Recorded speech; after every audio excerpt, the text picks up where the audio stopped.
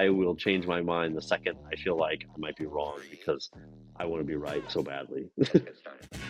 Bienvenido a otro episodio de Hipertrofit, un podcast que gira en torno al entrenamiento de fuerza convencional, la nutrición en la estética corporal y otros hábitos importantes como el sueño, el descanso y la gestión del estrés. Todo desde la teoría hasta la práctica. Nuestra misión es reducir la brecha de información que existe en México, aportando un pensamiento crítico y práctico. Sin más preámbulos, comenzamos. Okay, now it's recording. Okay, so Danny, would you do the intro for us? Lo hago en español, Spanglish. Oh. Yeah, that's a good point. Cliff, we're gonna do the intro in Spanish, but the entire podcast is gonna be in English. Okay, yeah, I've done some podcasts that were in Chinese, and so basically you guys can do them whatever language you want, and then just as long as I know what I'm answering, then I'm good. Yeah. Perfect. Yeah, you can be sure we're gonna speak only good things about you in Spanish. I trust you guys won't be talking bad about me when I don't know what to say. we wouldn't do that. Sean todos bienvenidos. Creo que ya por la introducción pudieron ver que tenemos a ni más ni menos que Cliff Wilson como invitado. Vaya, tenemos uno de los referentes, bueno, el referente en tanto a coaching, ya no solo de culturismo natural, sino también culturismo enhanced bodybuilding, ya en ambos, que si están en este medio no necesita introducción, pero de cualquier manera igual ahorita puede platicarnos un poquito acerca de él. Pero pues bueno, Lau, Cliff Wilson in the house, certainly. Es un invitado de primer nivel. Sé que van a aprovechar este episodio como también nosotros lo vamos a aprovechar de esta perspectiva para aprender de Cliff. Y pues sin más, Lau, ¿cómo estás? Antes de darle la palabra a nuestro invitado de primer nivel. Muy emocionada, Dani, con decirte que hoy me desperté más temprano. No sé si porque el déficit ya esté pegando o por la emoción también de tener esta entrevista. Yo creo que una combinación de las dos, y pues muy, muy, muy emocionada ya de poder, pues, indagar en el cerebro de Cliff, que creo que, híjole, hay mucho, mucho, mucho que aprender de él. Sí, sin lugar a dudas. Y pues bueno, para darle la palabra a nuestro invitado, Cliff, we're so thrilled to have you here. We're really happy, man. I still can't believe it. I feel like I'm in a weird dream, in a weird contest prep dream. I feel like it's my prep brain playing tricks on me, man. Oh, I appreciate it. You guys are too kind. Seriously. I appreciate you having me on. Thanks to you for taking the time. I don't know if you really do need an introduction, but for all the people that are a little bit lost in the world right now, can you give us a brief introduction about yourself and what are you up to lately? Because man, I don't want to jump into topics way ahead of me. But you have a book that I'm really thrilled about. It's not the contest prep book that I'm looking forward. Man, you don't have an idea how much I'm looking forward to that book, but I let you do the talking, man. Can you give us a brief introduction about yourself, Cliff, please? Yeah. I always tell people I'm kind of, for anybody that's into bodybuilding, I'm absolutely living the dream because I've been coaching strictly bodybuilders for a little over 15 years now. I get to live and breathe bodybuilding. And so anybody that's into bodybuilding knows how great that is. In the 15 years that I've been coaching people, I don't remember the exact numbers off the top of my head, but I've been able to coach nearly 200 people to pro card wins, a little over 100 people to pro titles and 20 world champions across the bodybuilding world. And as you said, I've published one book already on contest prep, which has actually been translated into 4 different languages. And then I have another book on the way, which is, as you said, it sounds like you're excited about it. I'm glad you are. I always say people are going to love it or they're going to hate it because it's not a bodybuilding book. It is a psychology book that is everything I try to instill in my clients because those that have followed me for any period of time know that I push my clients very hard. And in order to be able to tolerate the things that I put them through, they have to have their mind right. You can't go into this process unprepared. And so a big part of my job as a coach is to prepare them for everything I'm going to recommend that they do. So yeah, that is also on the way. I'm glad you're excited about it. I'm well currently in contest prep. I'm really close to competing, and yeah, I've been I I've I been I close to. I can see that you're close to competing. You got the diet phase going. You're Yeah, you're you're I have you're right here, chiseled. and Nice cheekbones. The judges are gonna love that. I have mostly the prep brain. That's what I'm most doing lately. But no, I was gonna take advantage of that comment because you've been a lifesaver, man. For real, I'm not exaggerating. I've been listening to your podcast appearances, specifically on more than the bodybuilding side of things, that the contest prep and the number of weeks and whatever. The mentality that is required to really push yourself to levels, not precisely shredded glutes as a cliche at this point, but the mentality that you do need to push yourself to boundaries to where you have not been prior. Because man, it's quite something to do the prep, whatever, but to do the prep on top of living your life and trying to be a functional human being, I think that's where your book, man, I so looking forward to that one. I'm glad. I'm glad the stuff that I've been putting out has been helping because I realize a lot of the things that I talk about are a little unorthodox, and so I do find that sometimes my advice can be a little polarizing. People want these hard answers, these cookie cutter answers, but I'm not usually the guy that's going to give that to people. So Yeah, Cliff. And talking about that book, I recall one podcast. It was like a year ago. I think it was uploaded on YouTube, and mhm. you were talking about four traits that an athlete looking to build not only that physique but also that a strong mindset should develop. And if I'm correct, those four traits were resilience, confidence, motivation, and T trait, which is a word I hadn't heard prior to that.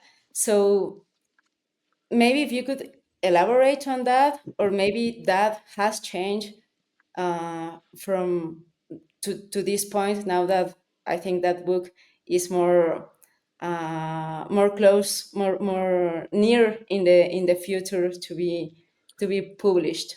Yes, yeah. So yeah, you are correct. I do focus on like because when people apply to work with me, I analyze the entire person. When I say that, like, yeah, there's things that I see what they've been doing with their diet, and I think, okay, they need a lot of work on, you know, their macronutrient adjustments, or they are really underdeveloped in their quads. And so I devise a plan to help them with that.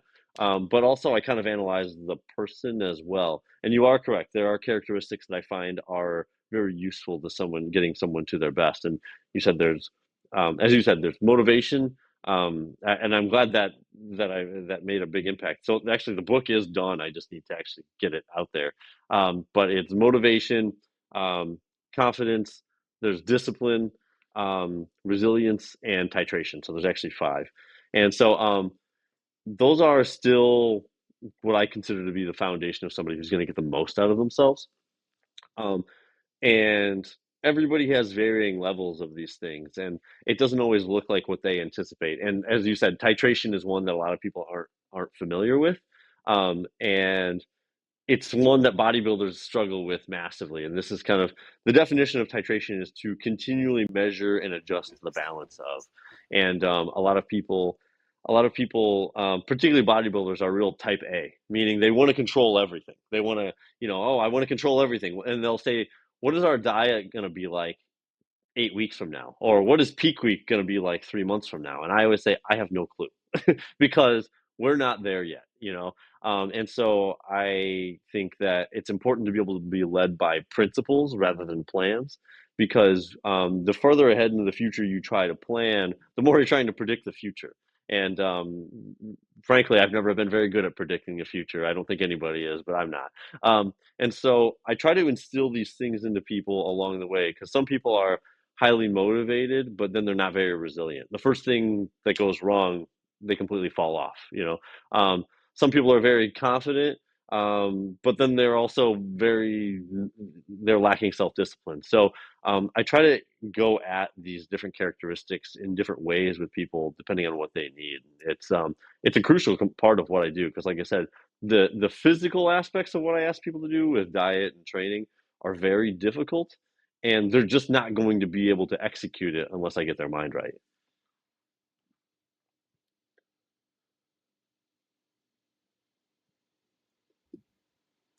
Okay. Oh man, I completely lost my train of thought, but I wanted to comment something on that, which is that all these characteristics of a successful athlete, Cliff, that you mentioned in several podcasts, because we don't have yet the set book, which I hope it's really soon enough, man. To me, they've been really lifesavers because I think when we look at bodybuilders from the outside on Instagram, on social media in general, or successful coaches such as yourself, we tend to see that the process looks linear. They go from A to B, they get shredded beyond belief, and they win everything. Everything Yeah, is good in the world, right? But oh my God, is it not? Because when you look flat, when you look like total shit, you feel like total shit. And then you have the news from your coach that you have less calories, more steps, more volume, whatever. The people that actually execute and actually resilient beyond motivation, I think takes a certain kind of people, takes a certain kind of mentality that to go along with the questions that Lau prepared for us. I think it's something that you are really good at, Cliff, because you are, well, I cannot speak for yourself, but you have the willingness to go beyond that, to push people beyond that, because sometimes in the now taking into account all those questions, the evidence-based, let's say, practice and the the the current, how do you say, moda, the tendency, yeah, Yeah. The and trend. the trend to go with evidence-based fitness. There are studies that are really never going to happen, that we are better not expect, in terms of big week, in terms of whatever, in taking a group of bodybuilders that are prepping for a contest, is not going to happen. So how are you brave enough to push people when you don't have this evidence-based, quote unquote, um, basis to really go beyond that and push people to where they need to be, because you know that they need to do this because of your prior experience. I don't know if I'm being clear. yeah. I'm kind of No, I rambling there. get it. I get it. That's a great question, actually. You worded it perfectly. Um, so you used a couple of words in there that I think are really appropriate. You use the word brave, because I have mentored coaches before, um, and I've run mentorship programs. And the thing that I find with a lot of coaches is they are fearful. They're really afraid they're going to make mistakes, and so it leads them to very timid approaches. And as you said, the current, interestingly enough, and it kind of backtracked to something you said at the beginning of your question was, the current trend of bodybuilding being very evidence based and very scientifically minded. When I first started coaching, the coaches that were in existence, they would frequently call me the science nerd because, like, I would actually apply science to what I was doing rather than just don't think about it, just work harder. And then as time has gone on, now I'm kind of known as the more meathead coach, and it hasn't even changed all that much. Just the current trends have changed. Um, I've always taken the approach of, I have to be scientifically minded, right? I have to take the current body of research and roll it into everything that I'm doing. But it's not the only thing that I'm doing, because by the time something has been tested scientifically, usually somebody out in the industry has been doing this for 10 to 15 years. There's a reason somebody decided to test it. Do you know what I mean?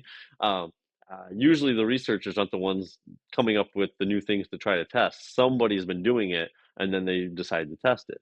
So, in my opinion, you do have to be brave. And I think a lot of coaches, they're looking for permission to try things, right? The research says this, so I'm going to use this because I don't want to be held. And then, so that kind of takes us back to the bravery of what I would say is responsibility. A lot of people don't want that responsibility. When I would run these coaching mentorships, one thing I would say is that there's no cookie cutter plan. There's no formula, right? They're always looking for a formula to follow. You prescribe this number of calories and you prescribe this number of sets per week, and here's your formula to win. But nothing is going to absolve you from taking responsibility for what you are prescribing. And that's what you need to do, is take responsibility. And so what I try to do is I will experiment. As simple as that. I take what I know to be true scientifically, but then I will venture outside of that, and I will experiment with my clients, and they know when that is happening.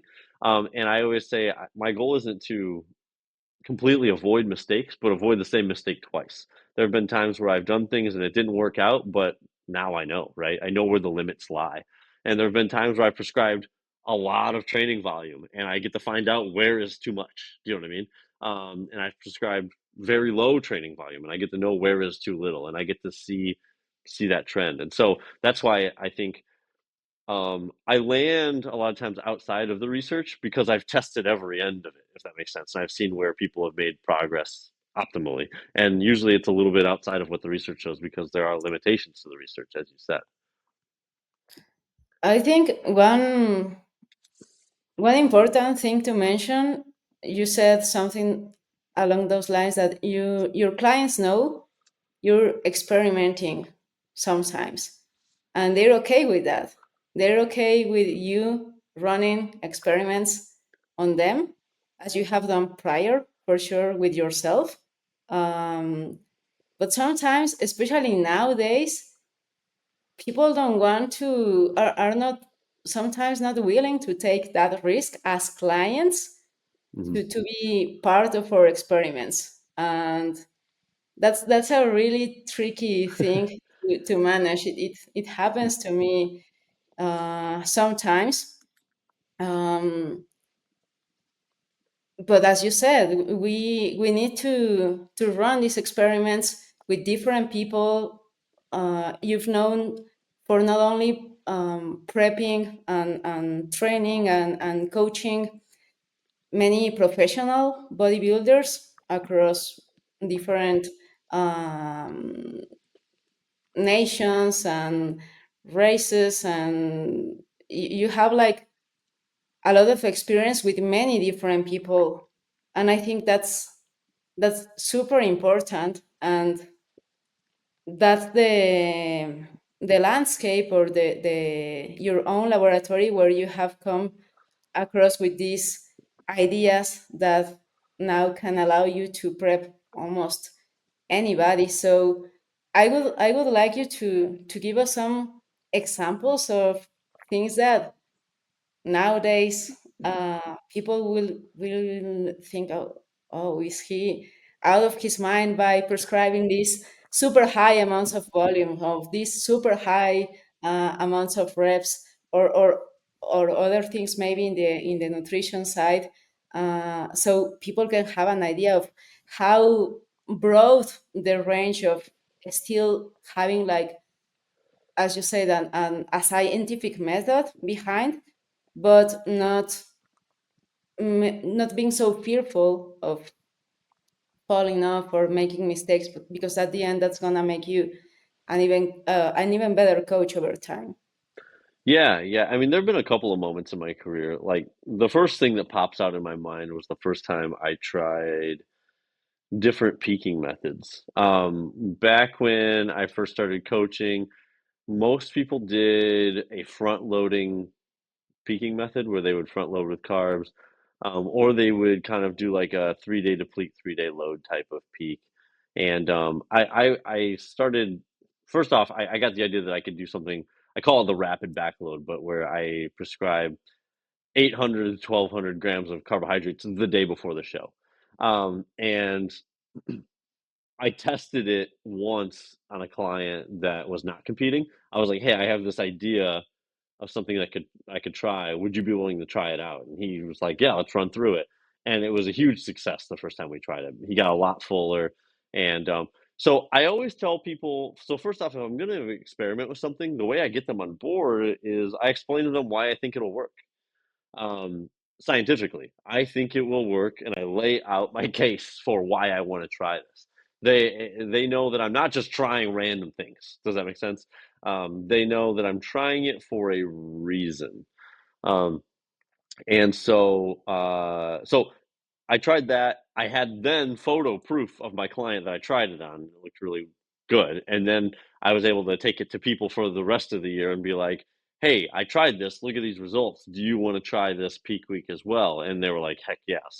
Um, so it just takes one success to show that it works, and then you can get other people to try it as well. Um, and the other thing is when I experiment, I don't experiment wildly. I usually start with a foundation of something I do, and then I push it a little further, and I push it a little further, and I push it a little further. So I never usually just, start with one thing and I say, let's try something completely out of the box. Does that make sense? It's like I walk people towards things. Um, with training volume, I don't usually just blast people with training right away. I start with kind of with what they're roughly doing, and then I add a little more, and I add a little more, and I add a little more. And before time goes, a lot of people are capable of a heck of a lot more training volume than they realize. And so, you know, but even with the training volumes, that's one thing where honestly I was sort of guided into it because when I first started coaching, I applied training volumes that were very by the book in terms of research and training volumes.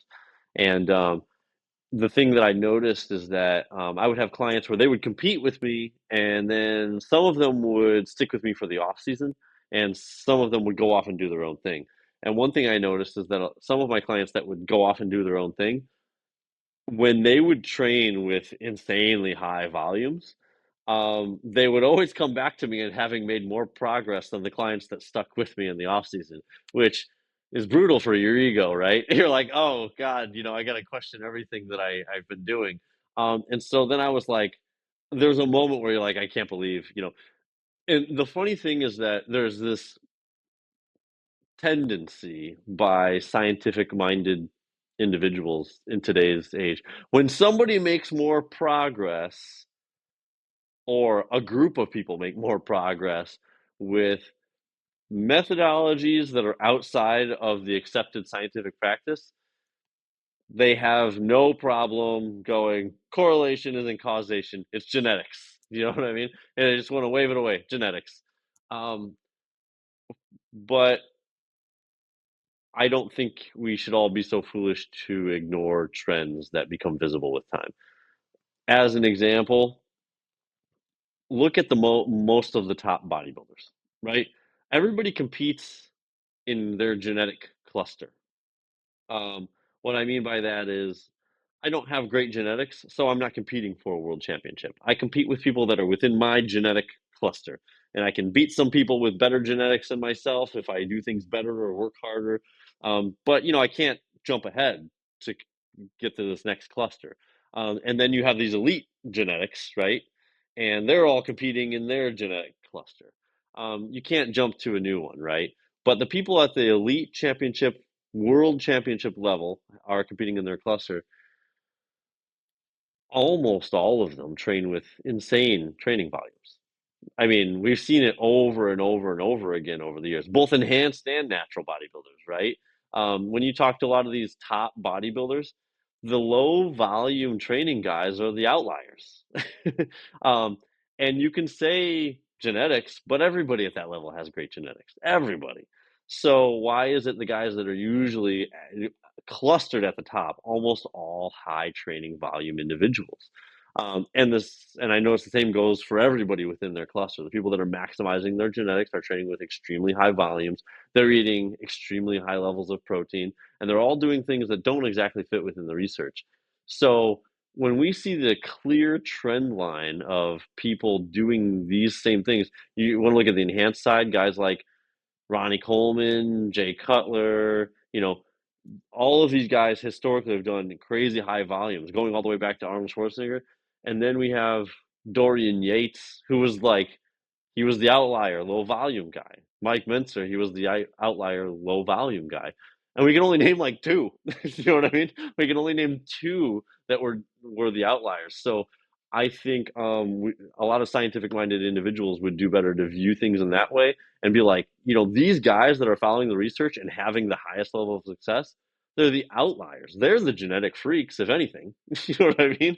And so I think they're looking at it the wrong way. But because, once again, they don't want to be disproven in their own belief systems. And personally, I don't have belief systems. I just follow the evidence, and I will change my mind the second I feel like I might be wrong because I want to be right so badly. Yeah, that's really fascinating how you worded it, because I think, like you mentioned, Cliff, we, I'm talking about myself too included, we look for permission to do whatever we want to do, whether it's high volume, backloading, front loading, whatever. We ask permission from books, perhaps like this one. You got my book. Of course, man, how could I not? um, we look for people that are being successful in which that we want to be successful in, to ask for permission, whatever, and that happens with the scientific method, with scientific minded individuals.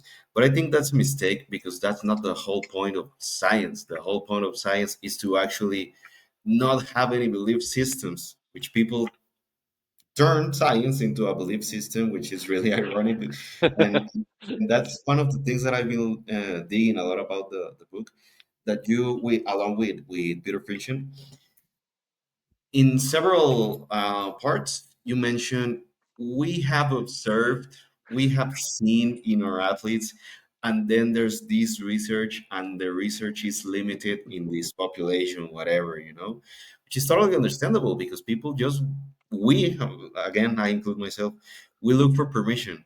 And I love that, about that you don't need to believe in front loading, in back loading, whatever. They're just tools.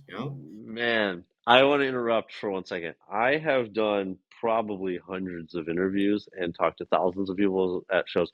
You are the first person that's ever caught that wording in the book, ever. Um, we had a lot of debates about the wording in the book. So because the book is accredited by the International Society of Sports Nutrition, and Pete obviously is a researcher.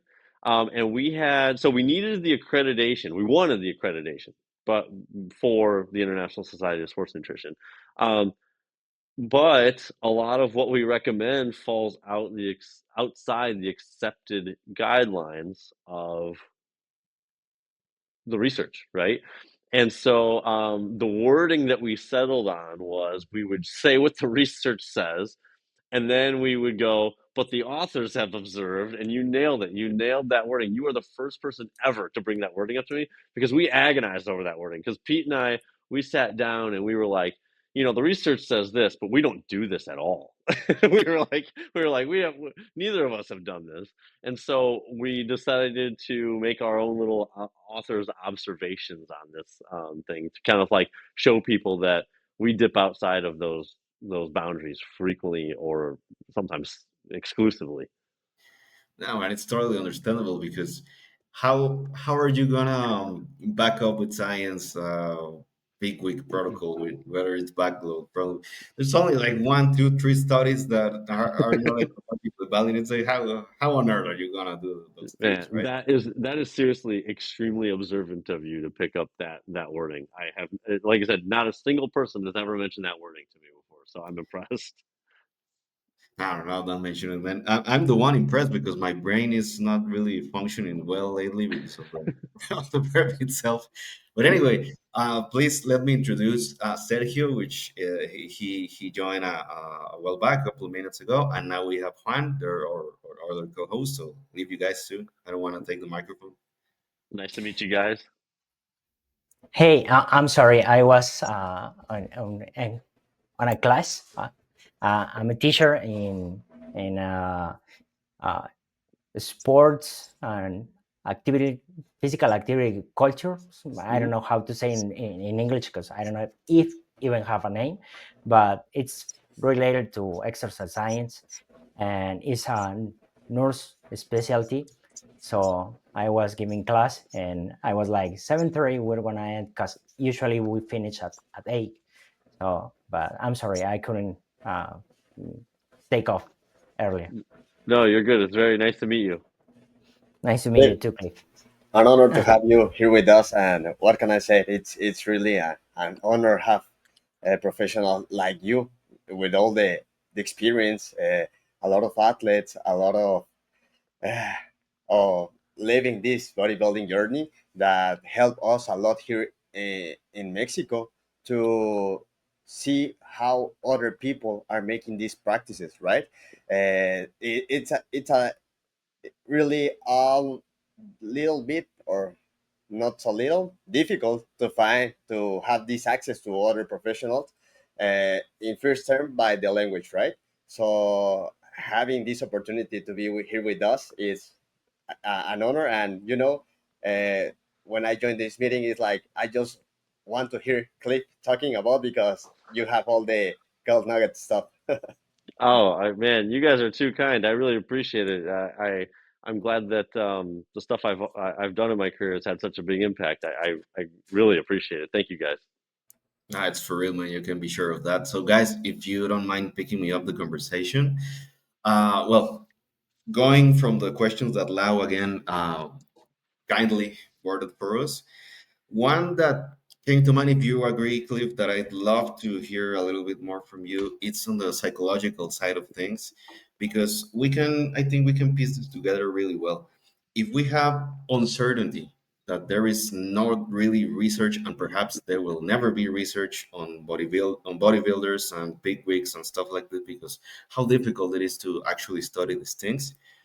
Knowing that we are on, let's say, um, we're on moving sand, can paradoxically, or at least for me, give us a little bit of peace of mind to, okay, so we cannot rely on that, but we can rely on the coach's experience, which in this case is yours. And with this in mind, actually reduce anxiety to get better results and to actually combine with the psychological side of things, that I'd love to hear from you, Cliff. How can you word this for your clients? How can you work for yourself when you first started experimenting on yourself? How Yeah. could you calm? How could you be at ease with not knowing and actually executing things? Yeah, so interesting, man. You touched on a lot of things that are so important there. So interestingly enough, um, you are correct. I think there's a lot of things that there are so many moving parts in this process that I don't know. It will take many, many years for the research to catch up, um, because it's hard to quantify some of these things. Um, and so when we look at that situation, is yeah, there are certain things you won't know for certain. Um, And a big part of my job as a coach is to bring my experience to the table. And I think there's a certain set of skills that you have to have also as a coach that maybe like you could lend a competitor has to have their own skills, but as a coach, I can bring my skills and lend that to them. So, for example, one thing that I do incredibly well, anybody that knows me, is I'm not an anxious person. And I think that a lot of competitors, when they're in their own process, it like you said, they're very nervous, they're very anxious. Will this work? Will I look good? Will I place well? And so they have somebody who's not anxious and will be able to tell them, this is going to work. You know what I mean? I've done this before. I've got you on this. And so I think that that can be a very reassuring thing, is that I'm not worried, so you don't need to be worried. You know what I mean? And my clients also know that I will also give them the honest truth, even when they don't want it. So they know I'm not lying to them when I say everything's going to be okay. And so when it comes to that low level of anxiety and being able to then try things, um, you also have to be able to be good at troubleshooting, because you said it at the beginning of this podcast, where it's like people see this before picture. They see the client at the beginning of prep, and they see this after picture. They see the client at the end of prep, and they think it just must be this smooth journey from point A to point B. One time I was doing a seminar and I was presenting case studies of interesting preps that I've done. And I had so many interesting cases where things have gone wrong, people get sick, or they cheat on their diet, or they have, just all of these interesting cases. And then I was like, it would probably be good to present a few cases that were just perfect. Like nothing went wrong, everything was right, there was nothing that needed to be troubleshooted. Um, I had to like search for those cases because there are so few.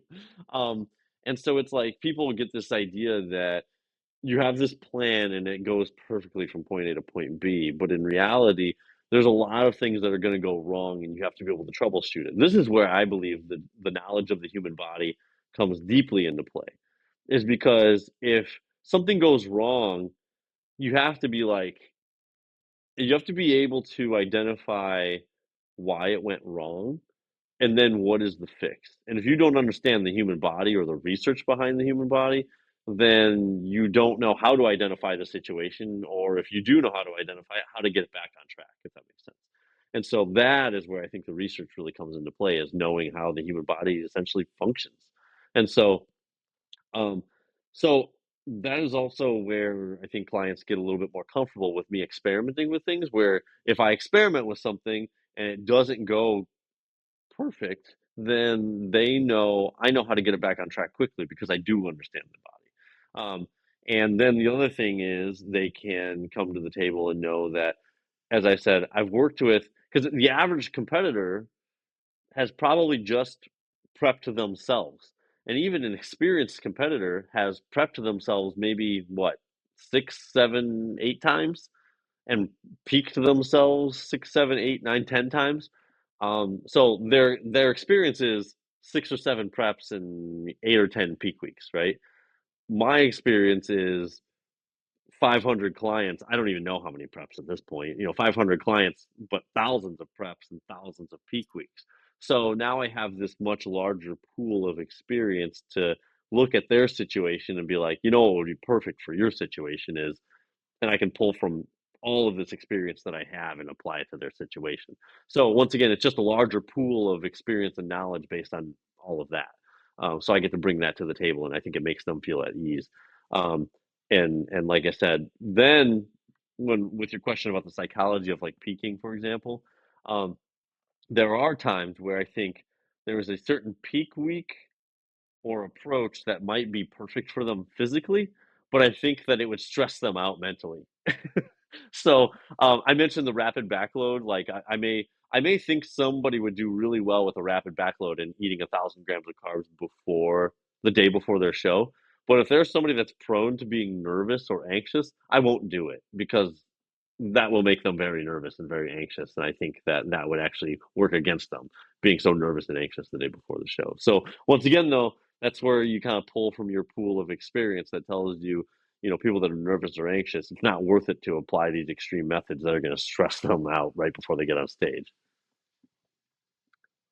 Damn, I think that have a lot of sense, but it's not just the knowledge of human physiology or psychology. Is I know the person, right? Because Yes. if you know the environment, the person, the family, no, the friends, the all these things that can make stressful the peak week, right? So if I know you have the perfect environment and you have the perfect mentality, no, perfect, no, it's like, damn, everything is gonna be okay for you. Don't worry about it, man. It's like, why are you stressed, really? But there's the other side. I think there's like competitors that have the environment, but no, don't have the environment. It's a stressful environment. They have to fight against it, but they're relaxed. It's like, okay, this happened to me, and that's it. But I have to play along, right? So I think it's knowing all of that, and that's experience. It's not knowledge. It's not something we find in evidence in science. No, it's something we learn from listening to people, right? Yeah, that is a brilliant observation because funny enough, when I first started coaching, I would have my clients fill out these very detailed spreadsheets. And it would track everything. I was like, track your macros, track your sleep, track your sodium, track your fiber, and it was just everything. First off, it stressed them out. And second of all, they would, body weight, macros, all of it. They would list it all and then just send it to me. But then I was realizing I don't know anything about this person.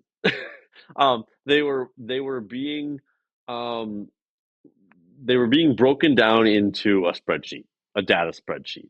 And I realized that I never got to know them at all. And I didn't know what made them tick as a person. And, people are not robots, they're not machines. And so at a certain point, I scrapped it. And I would say, and this is how I still do my check ins now. I tell them I want their body weight, I want their photos. And then I say, tell me about your week. I leave it. They're like, well, what do you want to hear? I'm like, what do you want to tell me? Um, because I learn so much by what they choose to tell me. Because if they're always talking about sleep, I know what is very important to them. We have to get their sleep on track. I can say what I think is important, but first I really need to know what they think is important. Because if they're somebody that gets stressed out about sleep, I've got to get that under control. I've got to take care of that for them. And, I'll ask questions along the way. What has this been like? What has that been like? But for the most part is I need to address the things that seem to be very important to them and take up a lot of space in their mind. And then be able to put that at ease. And if they're talking about stress at work, you know, I know that's a problem. We're going to have to deal with that. And that's going to probably be even a bigger problem that 3 weeks out when they're hungry and tired and nervous about the show. And so it's like, I learned so much by just saying, tell me about your week. Um, and I try not to break them down into being a machine because they're not that. So that was a great point on your part. I think that's a brilliant evolution of the practice of coaching, because this is person-centered coaching, right? And it's like maybe we take so seriously the menstrual cycle, the pain, and other things, but if you don't tell me anything about it, I don't have to ask. If Yeah. menstrual cycle is a problem, you will tell me it's a problem. If any pain, joint pain is a problem, you will tell me. I don't need to have a spreadsheets that ask you for gastrointestinal, for muscles, pain, discomfort, among others. So it's just tell me about it. So I totally agree with this. Yeah. And it's kind of the same way you go to the doctor. They say, what's bothering you? You know what I mean? They say, what's bothering you? And that's kind of how, I try to approach things. I'm like, how's it going? How was your week? Tell me about it. And it is, and I had to change my mind on that. And interestingly enough, when I first started coaching, I found that people that had themselves together, um, my earliest clients, they did really well because they could follow the diet and training program I was giving them. But the people that weren't totally together yet, they would struggle massively because I wasn't treating them like a person that had struggles.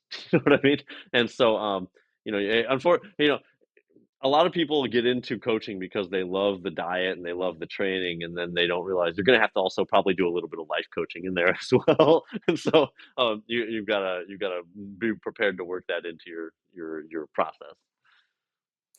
And also along those lines, I think something important for that, um, important things in each person life to come up, it's building confidence, right? Because if someone doesn't have confidence in you, maybe it's a big deal, but it's not gonna tell you. And I really resonate with what you said about not asking like super detailed or specific questions or tracking everything, because maybe that's not a problem. But if you ask them to track, for example, their sleep quality using like these watches and they don't use it, and then they start using it and they see, oh, I'm waking up like every hour, or now I'm gonna, they start to feel stressed out, they start to feel tired, and then you made a problem out of something that wasn't even there. Like, this is it's so funny how by noticing or bringing something to the conversation, you can alter it. I Man, think that, all of you that's guys, all of you important. guys are nailing these points. So the sleep metric was actually one of the things that made me go away from the spreadsheets, because it was creating problems, because they would have to list their sleep every night. And I found that you would have somebody who would largely hover around 7 hours of sleep per night. Um, and if they had more days where they would get 7 hours and 5 minutes, right? 7 hours and 5 minutes, 7 hours and 1 minute, 7 hours and 2 minutes, they were very happy. They were like, oh, my sleep was good.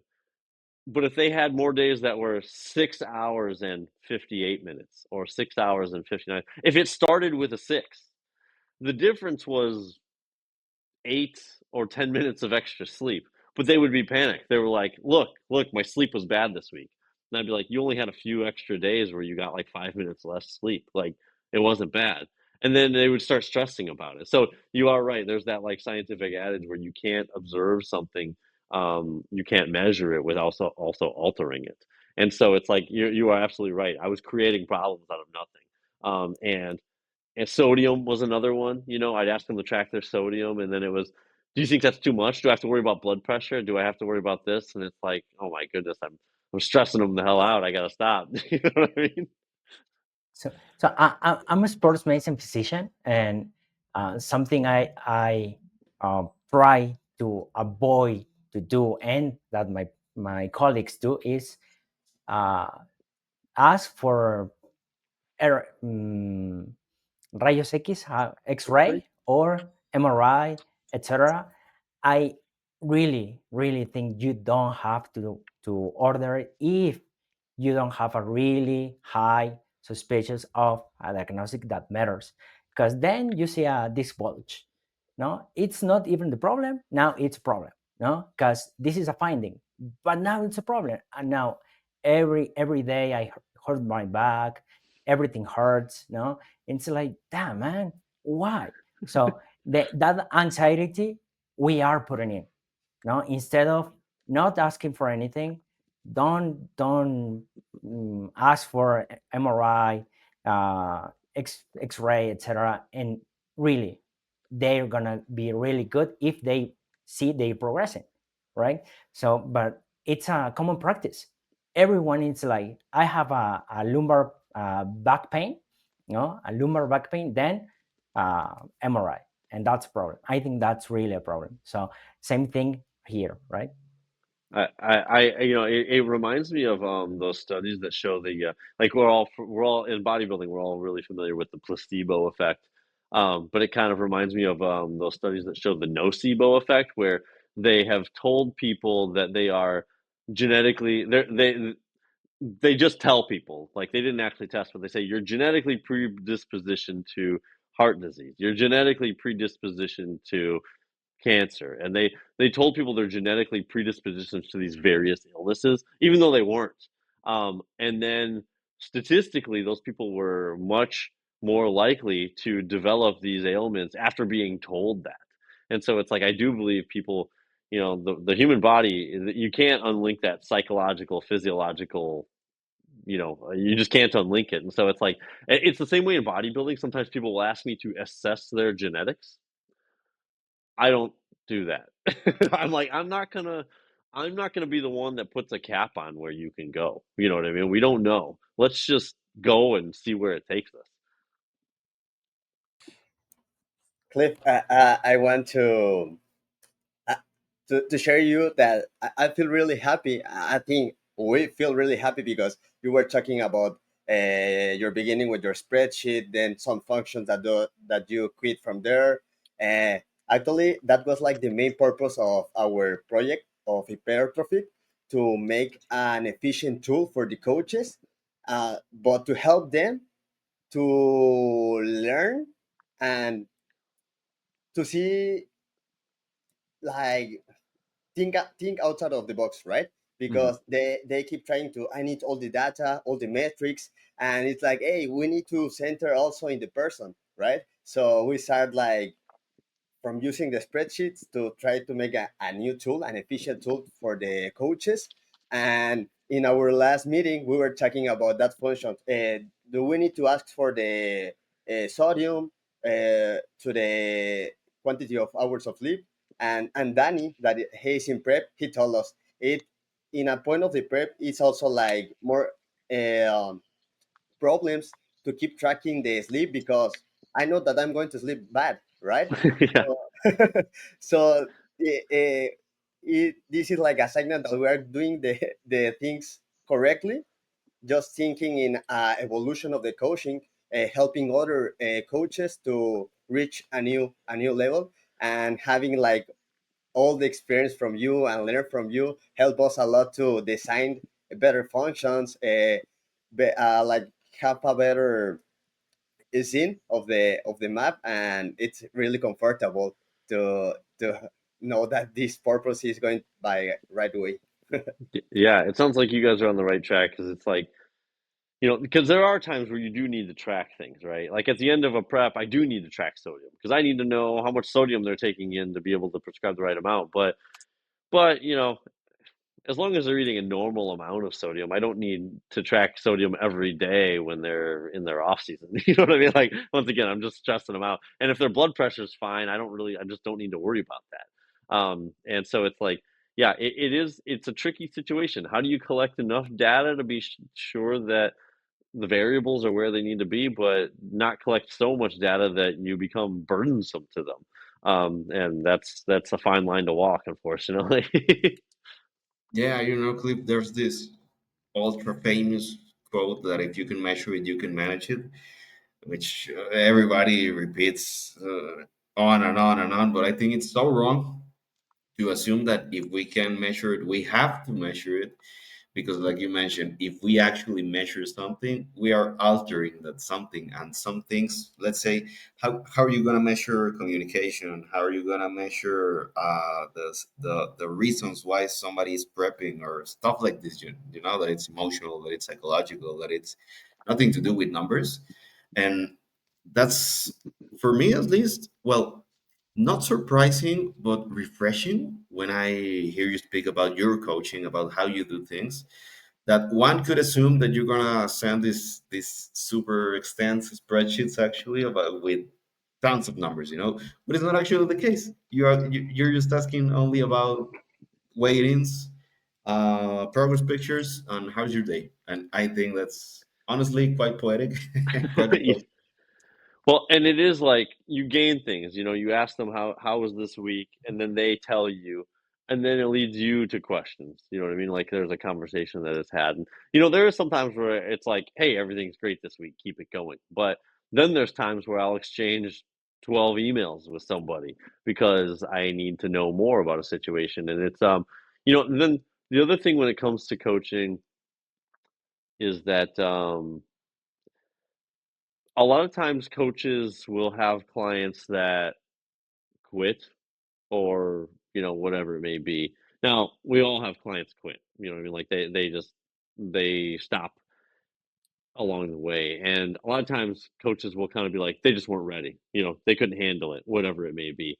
But in my opinion, I feel like there's a dual responsibility, right? Yeah, they couldn't handle it, but also I failed either to put together a program that they could follow, or I failed to find the right words that this person needed to hear.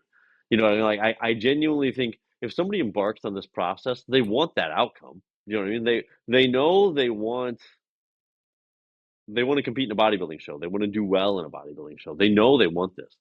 Maybe they weren't prepared for the costs. Do you know what I mean? Like what it takes to get there. But my view is I have to figure out how to prepare them for that cost, make them understand the cost, and then make them understand that cost is worth it, right? Um, And there's a string of words that exists, I think, for the majority of people, maybe not everybody, but the majority of people, that I can say the right thing to get them to understand the cost and be willing to pay that cost. And if they quit before I find those string of words, then that's also a failure on my part. So I think it's like coaches would do really well to find, like, take this very human focused approach, but also this, like, I call it like a hyper responsibility approach. Like, you're the coach. This is your responsibility. It's all on you, and you have to accept that completely. Yeah, I totally agree. I think when we listen, we have to find what's the problem. But that problem, like Danny was saying, is how do you measure compliance? How do you measure attitude? No, how do you do these things? So what's the problem here? It's a matter of tools you don't know you have and you can use to make it easier. No, because well, or less hard. No, uh, it's a matter of attitude, no, or if a matter of environment. So maybe I want to, I really do, and I do my best, but I don't have the right tools. So I go straight to the wall, no, once and again and again, and maybe you have the tool because somebody else did it. So I knew somebody else have this environment. He or she did this and it worked. Let's see if it worked for you. No, and maybe that's it. I just need the tool. So this is the art of listening. It's what's getting behind or what's wrong, right? Yeah, yeah, and and you nailed it too. Is like, I think sometimes as a coach, just the reassurance that whatever they're trying to achieve is possible. Because they think, once again, they may not see the path, but just maybe you bring your experience to this process and say, hey, I've seen somebody else do this before. You know what I mean? Like, I know the path, I know it's possible. I don't have any concerns about it. So then even just saying that, I don't have any questions. And that's the other thing too, is I think sometimes, like, when it comes to motivation, people expect me to give them like a rah rah locker room pep talk. You know what I mean? But I don't usually do that. I just kind of lay it out in like cost benefit, right? This is going to be brutally hard, but if you do it, you'll get here. And then I say, is that worth it to you? Then they have to answer, right? Because I was trying to say, I try not to do the emotional motivation appeal where I'm like, come on, push yourself, you can do this, because yeah, it'll take care of it for that week, and they'll go train hard for a day or two, and then the next week we're in the same boat, right? They haven't like fully accepted the responsibility of everything this is going to take. So I try not to do that emotional appeal. I just lay it out for them. This is what it's going to cost, and are you willing to do it? So I will let Lau close the episode, but I want to say I heard Eric Drexler that used this sentence that uh, lose lose weight is simple, not easy. That's two different things. Mm-hmm. Very two different things. It's simple. You have to standard, but damn, it's hard like a hell. That is very true. That is very true.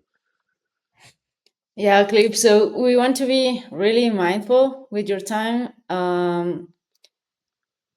It was really a pleasure to have you on. Thank you for all the messy things that happened prior, but we really appreciate having you here.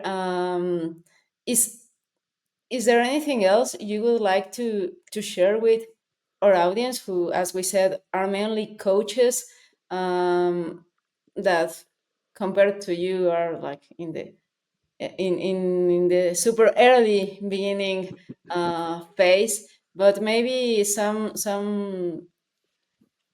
pieces of advice to, we don't want to avoid the mistakes, but because those bring lessons, but maybe to make more decisions right from the get-go, if that makes sense. Yeah, yeah. So I do work with some coaches that are more in the earlier days, and it sounds like that's where a lot of your audience is. My advice would be enjoy it. The early days are difficult because you're still figuring things out, but it's exciting and it's fun. You'll Once you get past the early days, there's going to be a point where you're like, this isn't as challenging as it used to be. Do you know what I mean? Because you know the answers now. And you're going to look back at the times when you didn't know the answers and be like, man, that was fun figuring it out. Do you know what I mean? And that's not to say you're never going to be faced with challenges later on in your career, but they are fewer and farther between. There's a point where clients email you and you don't even all have to think. You know automatically what they need. You know what I mean? And while there's peace that comes with that, there is great joy and fun and excitement in figuring out the process. And so I would say enjoy this part of it because it's unique, and it's not comfortable at all, but it's also probably the most fun you're going to have putting this whole thing together and figuring out how it works. So I would just say enjoy the journey of, if you're in the beginning stages, enjoy the journey towards becoming an expert, if that makes sense. Sounds like the new begins for coaching. Yes, exactly. Like you're gonna make so much progress in the first 5 years in the gym, and I can say that is absolutely true.